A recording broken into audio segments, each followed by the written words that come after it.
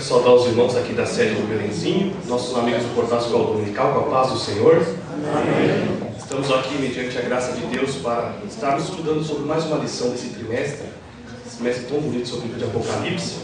Peço perdão aos irmãos, a minha voz está um pouquinho rouca, mas foi cometido aí por uma gripe nessa época, sempre nós temos esses problemas, né? Mas graças a Deus que com 3, 4 dias ela vai embora, né? Mas na última aula que eu tive a oportunidade, eu não agradeci porque eu estava muito nervoso, né? Continuo nervoso, mas agradecer a confiança do nosso irmão Caramuru, agradecer também ao meu pastor que tem sempre compreendido, né, que nós estejamos aqui aos sábados, né? Porque tudo que nós fazemos, fazer com a bênção do pastor é o correto, né? O nosso pastor está sempre nos abençoando, é o pastor Aurelino. E hoje estaremos estudando sobre a visão do Cristo glorificado. Os irmãos vão notar uma diferença um pouquinho, às vezes, com relação à revista. A nossa aula vai ser mais um complemento à revista, porque ela vai falar propriamente dita sobre o título. Porque o intuito, irmãos, é que nós estudemos o livro de Apocalipse. E que os alunos das escolas dominicais não fiquem com nenhuma dúvida sobre a verdadeira visão do Cristo glorificado. Então hoje, em boa parte da aula, a gente vai se ater a essas características, né? O que mudou? O que mudou depois da morte e ressurreição de Cristo? E nós separamos aí, uma sugestão do nosso irmão Caramuru, um vídeo sobre um hino, né? Pedia para o irmão focar aqui no projetor e tocar esse vídeo, que ele tem muito a ver com a nossa aula de hoje. Que os irmãos meditem nesse hino.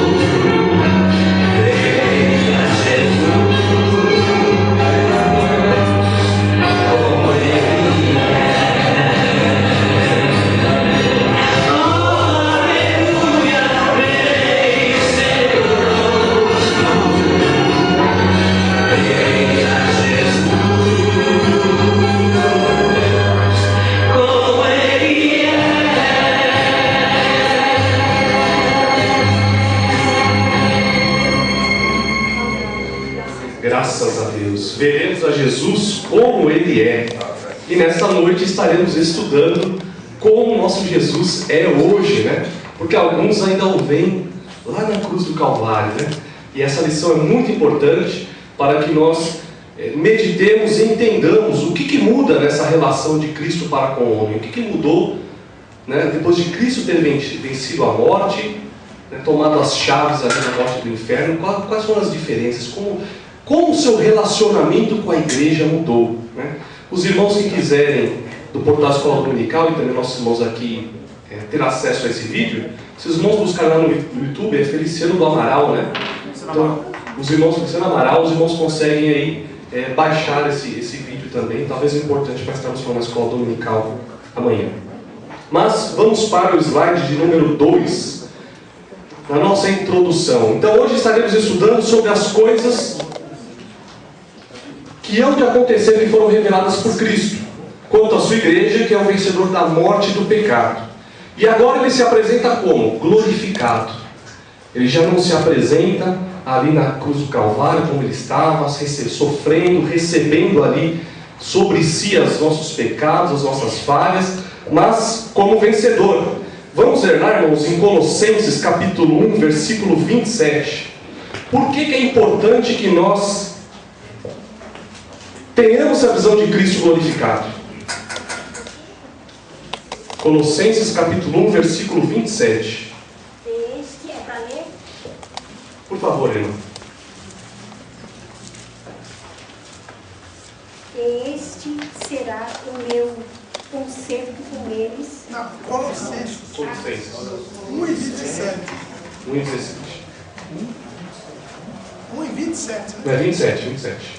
Aos quais Deus quis fazer conhecer quais são as riquezas da glória desse mistério entre os gentios, que é Cristo em vós, a esperança da glória. A nossa esperança da glória. Jesus glorificado, ele traz esperança para nós. E nesses dias em que vivemos, esperança é um bom combustível, não é? Para que nós enfrentamos as agruras deste mundo. Quando a gente começa a analisar, eu acho que em cada época da história ela teve suas dificuldades, né? Cada período. Mas quando nós analisamos os dias de hoje, nós temos a plena convicção que vemos a última hora pela forma como as coisas acontecem. Pela forma como o amor do homem se esfriou, pela forma como o homem tem se distanciado das coisas de Deus, pela forma como o homem tem modificado a sua relação com Deus. Por isso trata-se importante as cartas que nós vamos estudar a partir da semana que vem. Que Jesus deixa claro como tem essa relação. E ele já sabia que isso seria deturpado, não é? Ele já sabia que tinha entendimento dessas mudanças e vem a nos alertar para reanimar e reavivar a nossa esperança. E nós vamos estar ainda meditando hoje no capítulo 1, né, sobre a apresentação de Cristo glorificado, que antecede aí ao envio das cartas às 7 igrejas. Mas por que antes de enviar essas cartas, Jesus faz uma apresentação já glorificado? Porque ele estava mostrando ali em primeiro lugar quem é que estava falando. Jesus estava ali para João, mostrando que era ele, o Cristo, vencedor, o Rei dos Reis e Senhor dos Senhores que estava diante dele. E para isso ele teria que dar as suas características, para que João soubesse que era o seu Senhor que estava falando. E também aí ele reafirma mais uma vez as suas promessas. Porque quando nós o vemos como glorificado, nós vemos que assim como ele venceu, nós também podemos vencer. Foi isso que ele disse. Vamos ler lá, irmãos, João capítulo 5, versículo 39.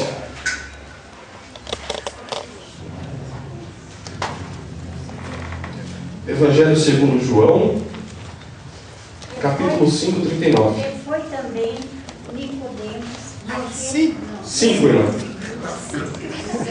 Por favor, 5, 39. Examinais as Escrituras, porque julgais ter nelas a vida eterna. São elas mesmas que testificam de mim. Por que nós vemos aí a confirmação das promessas de Deus? Porque nós já aprendemos em diversos trimestres que desde lá de Gênesis, se confirmando em Apocalipse, as Escrituras apontam para Jesus. E quando nós vemos Jesus glorificado, nós temos a plena certeza de que essas palavras são fiéis. E Jesus ali, ele quer testificar nesse início da sua apresentação no capítulo 1, justamente para que nós tenhamos a plena convicção de que Ele é o Filho de Deus, que Ele recebeu sobre si as nossas enfermidades, mas que venceu. E o que há de vir nos próximos capítulos também vai acontecer. Assim como Ele foi assunto aos céus e recebido com poder e grande glória, assim também será a sua vinda para buscar a igreja, os julgamentos que estão determinados no livro de Apocalipse e também lá no final a Nova Jerusalém, que é o que nós vamos estudar um pouquinho mais para frente. E o versículo 1 nos diz que é uma revelação, Apocalipse 1:1. Vamos lá, irmãos? Revelação de Jesus Cristo, a qual Deus nos deu para mostrar aos seus servos as coisas que brevemente devem acontecer. E pelo seu anjo as enviou e as notificou a João, seu servo. Algo interessante que nós não podemos deixar de esquecer ao estudar o livro de Apocalipse é que a revelação é de Jesus, dada por Deus. É Ele diretamente que fala com a sua igreja, que demonstra o seu cuidado com a igreja, a sua preocupação com a igreja, e diretamente passa essa mensagem para João. Então a primeira atestação que nós temos aqui é justamente que a revelação é de Jesus Cristo. Próximo slide, querido, por favor.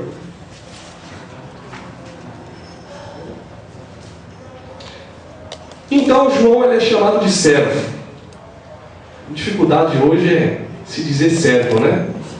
Hoje nos nossos dias nós temos tantos títulos, né? Temos apóstolo, né? E patriarca e por aí vai, mas servo é a condição que mais se deixou hoje de se dizer, né? Então, quando analisamos a João na época, pode dizer que era a maior autoridade, né? Como o pastor colocou no seu esboço, né? Porque ele era o último apóstolo vivo, né? Então ele podia dizer agora que ele era o chefe, né? Que ele era o manda-chuva, né? O único representante aqui de Deus aqui na terra, mas ele se coloca na posição de servo. Isso, irmãos, já é um ensinamento para nós, porque todos nós temos que nos colocar na condição de servo. Porque grande nessa terra é Deus. E também nós aprendemos que, se nós queremos ser grandes nessa terra, a maior posição que nós podemos nos colocar é a de servo de Deus. Olha só. Porque quando nós nos colocamos na posição de servo de Deus, nós imitamos a Cristo. E Cristo veio para servir. Então, atentemos para essa colocação importante. E, pois não, querido? Como menor. Exatamente, isso resume tudo, né, irmão? E veja só, às vezes não é comum, né? Às vezes nós deixamos de ver, eu principalmente, que eu estou no Evangelho desde criança em outra denominação, mas nas Assembleias de Deus já faz um pouco mais de 12 anos, né? Quase para 13 anos. E às vezes eu encontro alguém que eu não via há muito tempo atrás, muitos anos sem ver, né? E agora fala, não, eu sou evangélico, eu sou cristão agora. E é comum, irmãos, a gente já recebeu um primeiro questionamento, né? Mas o que você é lá? Qual que é o seu cargo? Eu creio que os irmãos já devem ter passado por isso, né? Mas nós aprendemos aqui, João, que o nosso cargo é de servo de Deus. Porque quer nós limpamos a entrada da igreja, quer nós sentemos no púlpito, quer nós cuidemos dos banheiros, a condição de servo é que tem que imperar. Isso nos nossos dias está difícil, irmãos. Está muito difícil. E esse livro de Apocalipse já nos traz essa lição no tratar de João. Esse exemplo que ele nos dá, nos colocarmos na posição de servo. E também a segunda parte do slide fala sobre... Nós comentamos que no início é o próprio Jesus que está falando, não é? Porque Jesus ali está tratando com a sua igreja. Então o próprio Jesus cuida da sua igreja. Mas numa certa parte ele começa a enviar um mensageiro, um anjo, né? E é comum hoje se você disser que viu um anjo aí, fica todo mundo feliz, todo mundo alegre, né? Às vezes se disser que viu Jesus já não causa tanta alegria, né? Mas a palavra anjo, ela dá um impacto, né? Mas nós sabemos que o anjo ele é simplesmente um mensageiro. E quando o anjo ele está fazendo o quê? Ele está entregando uma mensagem, não é isso? Ele entregando essa mensagem, ele faz alguma alteração, ele coloca a sua opinião, ele tem alguma ação nessa mensagem? Não, ele só entrega, porque a mensagem é do emissor. Né? Então ele é só o meio e o mecanismo de entrega nessa mensagem.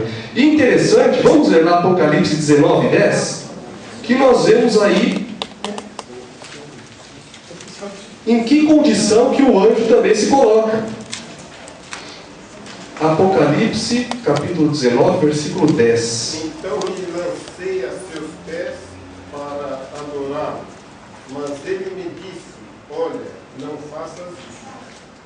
Sou conservo teu e de teus irmãos, que têm o testemunho de Jesus. Adora a Deus, pois o testemunho de Jesus é o espírito da profecia. Sou teu conservo, né?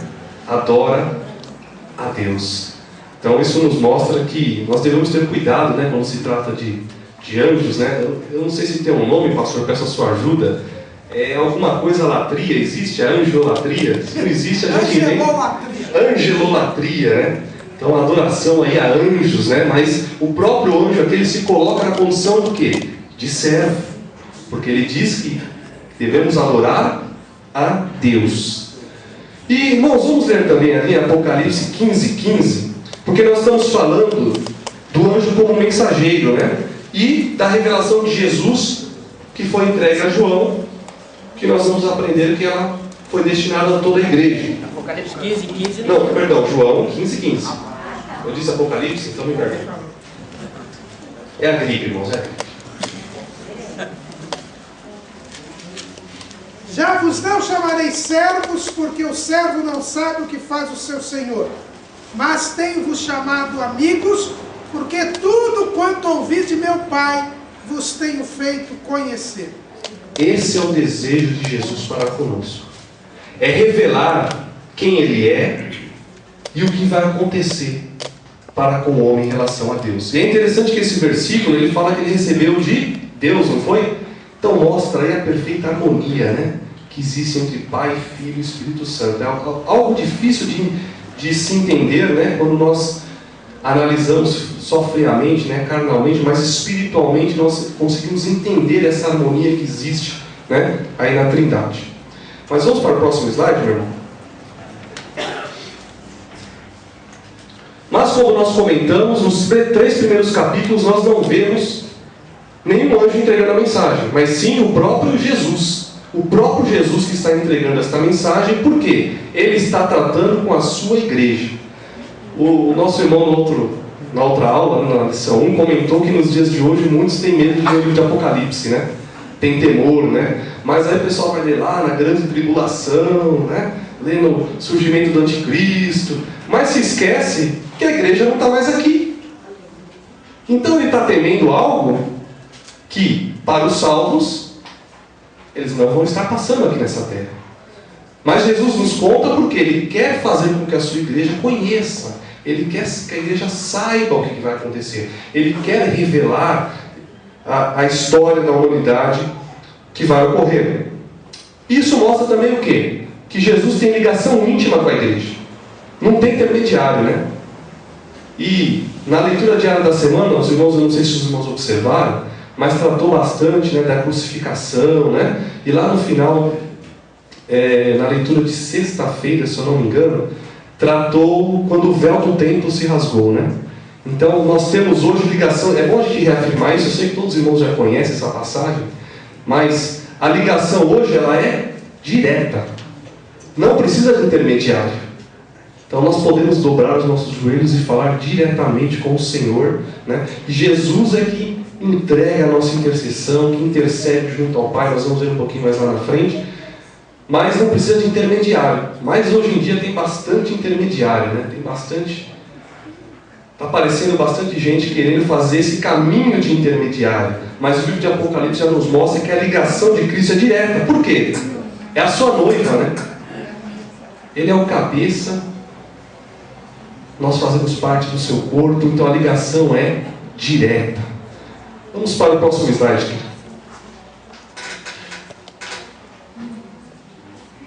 Por que João foi destinatário da mensagem? A primeira amostra que nós vemos aí, em João ser o destinatário da mensagem, é que tudo está no controle de Deus. Por quê? Porque Jesus cuidou para que João permanecesse vivo até o dia em que ele viesse estar com ele. Vamos ler lá em Mateus 28, 18, irmãos?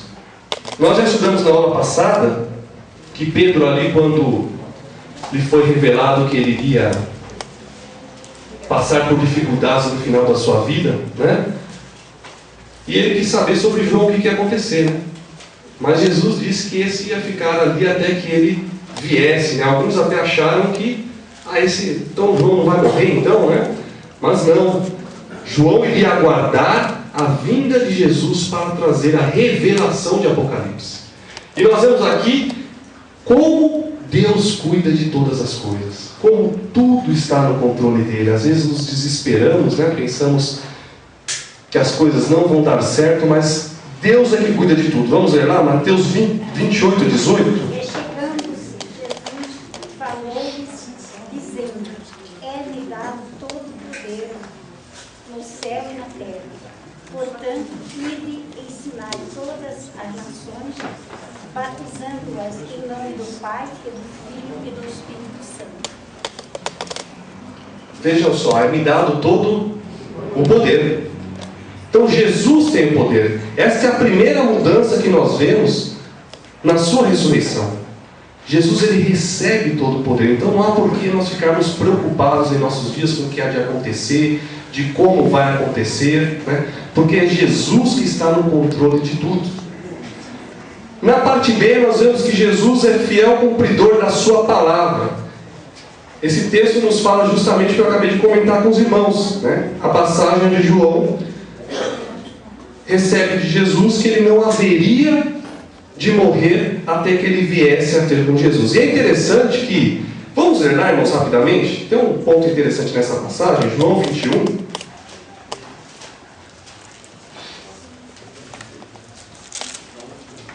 Vamos ler os versículos 22 e 23.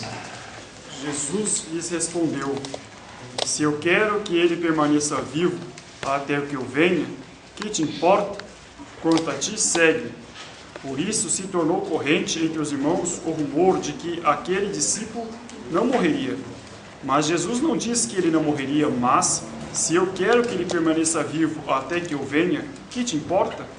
Lê o 19 também, irmão, por favor. Jesus disse isso para indicar o tipo de morte com que Pedro iria glorificar a Deus.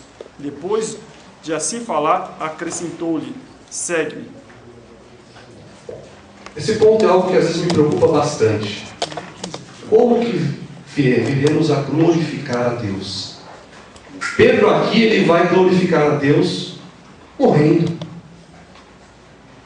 João vai glorificar a Deus vivendo. Mas o interessante dessa passagem é que os dois glorificam ao Senhor. E isso tem que estar vivo, irmãos, em nossos corações, porque nos dias em que nós vivemos, nós devemos procurar glorificar a Deus. Não importa a situação que nós estejamos, conforme a gente estudou no trimestre passado, mas o objetivo do homem tem que ser glorificar a Deus. E aqui os apóstolos nos mostram que eles tinham esse objetivo nos seus corações. Já se alegrar. Eu posso imaginar ali, né, isso é observação minha, né? Observar ali Pedro já imaginando como que ele ia, né, através do sofrimento e morte, glorificar o nome do Senhor. E na última hora que nós estamos vivendo, o homem cada vez mais quer glorificar a si mesmo, né? E não glorificar a Deus. E no item C, fala que aqueles que não abandonarão o Senhor verão a sua glória, não é? Vamos ler lá em Romanos, capítulo 8, versículo 17. Somente a parte B, irmãos. Vamos ler bastante versículos hoje. Se somos filhos, então somos também herdeiros, herdeiros de Deus e co-herdeiros com Cristo, se é que sofremos com Ele, para que também com Ele sejamos glorificados. Será que há vitória para o crente se não sofrer com Cristo? E ali aqueles apóstolos estavam passando, como nós já estudamos, né, a situação onde João estava ao receber a visita de Jesus. Preso, encarcerado. Se a gente começar a imaginar como que estava o ambiente ali, né, onde João estava, né? Um ambiente tão terrível. Mas eu imagino que a esperança dele não terminou. A esperança dele não diminuiu. Ele continuou sofrendo por Cristo e esperando Cristo. Vamos ver também Apocalipse 1:2.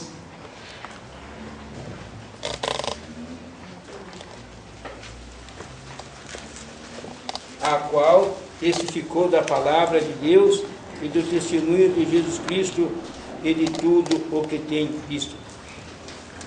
João aqui mostra a sua coragem, né? Ele testificou. Aquilo que ele estava recebendo do Senhor, ele testificou. A gente acaba trazendo parênteses para os nossos dias, porque tudo que nós usamos a palavra de Deus tem que haver aplicação pessoal. Porque é para o nosso proveito, né? Então isso nos mostra a responsabilidade quando recebemos algo do Senhor. Que nós temos que testificar aquilo que recebemos e aquilo que temos visto. E mostra aqui a coragem, né? Ele ficou preocupado, né? Será que eu vou agradar um? Será que eu vou agradar outro? Será que essas palavras que eu vou destinar às cartas são tão duras, né? Mas não, aquilo que ele recebeu do Senhor, ele testificou. Próximo slide, por favor. Pois não, querido. Quantos anos aproximadamente, João, quando teve essa visão? Olha, foi por volta aí do ano de 90 a 96, né? Bem velhinho. É bem velhinho, né, pastor? 90 Não tem como precisar exatamente, viu, irmão? Mas nós imaginamos que ele já, quando ele se encontrou com Jesus, né? Ele já era novo, mas aí tinha uns 20 anos mais ou menos. Foi em 96, de 70 a 80 anos aproximadamente. Mas é especulação, né? Estaremos só especulando, não tem um dado certo para nós precisamente dizermos a idade de João. Então ele tinha mais de 110 anos aproximadamente. Não, mais 110 não. Porque imagina o seguinte, irmão. Se ele teve um contato com Cristo por volta de 20 anos, né? E se deu, entendeu? A partir do ano 96. Bom, nós temos 7 bem-aventuranças, né? Na lição 1, os irmãos viram isso no livro de Apocalipse. E lá no versículo 3, nos fala sobre ler, ouvir e guardar as palavras dessa profecia. Primeiro, bem-aventurado é aquela pessoa que ela é mais do que feliz, né? É uma felicidade aí. Tem dicionário que fala felicidade celeste. Não sei se os irmãos viram esse termo, porque eu imagino que o estudioso aí do português, ele falou, como é que eu vou dizer que uma pessoa é mais do que feliz, né? Não tinha como ele determinar uma felicidade desse tamanho. Então, uma das explicações ele colocou como felicidade celeste. Quando fala ler e ouvir, irmãos, se a gente precisar um pouquinho da história, os irmãos imaginam quando que surgiu o primeiro livro impresso? Algum irmão tem essa informação? Livro que foi impresso por uma máquina. Porque antes todos os livros eram escritos à mão, né? Tinha que ser escrito à mão. Gutenberg, muito bem, irmão. Só lembrar uma coisa, não fala isso com o coreano, tá? Porque 200 anos antes na Coreia não existia imprensa. Já existia imprensa, né? A história diz que foi Gutenberg, né? Fala que Que é Gutenberg. Ele modernizou, ele conseguiu fazer. É que Gutenberg, irmãos, o que aconteceu? Ele criou uma impressora que ela é feita por tipos móveis. Não sei se os irmãos já ouviram falar. Tipos móveis, para a gente fazer uma analogia, para imaginar, é como se fosse as letrinhas da máquina de escrever, né? Então ele produzia cada letra e numa armação de metal ele juntava e ia formando o texto, né? E existia aquela impressora que vinha e carimbava o papel. Já não sabe o que é máquina de escrever, né, pastor? A máquina de escrever já está em desuso, mas ainda usam lá na igreja. E aliás, quem inventou a máquina de escrever foi um brasileiro e que era padre. Um paraibano até. Essa eu não conhecia. Paraibano. Paraibano. O Brasil não reconheceu, ele foi para os Estados Unidos e lá a patente saiu de americano. Mas era brasileiro. Mas o ponto que nós queremos chegar é que nem todo mundo tinha acesso, né? Aos livros, ou a Bíblia no caso. E Gutenberg, o primeiro livro que ele imprimiu foi a Bíblia. Por volta de 1400, ele começou em 1450, segundo a história, e terminou em 1455. 1432. Né? De imprimir a primeira Bíblia. Então os irmãos vejam que a palavra de Deus era muito falada e ouvida, né? Então esse ponto já nos fala de ler e ouvir. Então bem-aventurado aqueles que leem e também aqueles que ouvem, né, as palavras dessa profecia. E eu acredito que cada um de nós, todos nós queremos ser felizes, né? O homem ele busca a felicidade, acho que desde o momento que ele nasce, né? Desde o momento que ele nasce. Nós vemos muitas pessoas procurando a felicidade de um lado, de outro, né? Alguns lados que a gente sabe que não vai conseguir ter êxito, né? Porque a felicidade está com Deus. A felicidade está com Jesus. Então, já aprendemos aqui, se nós queremos ser mais do que felizes, temos que estudar o livro de Apocalipse. Temos que meditar na palavra desse livro.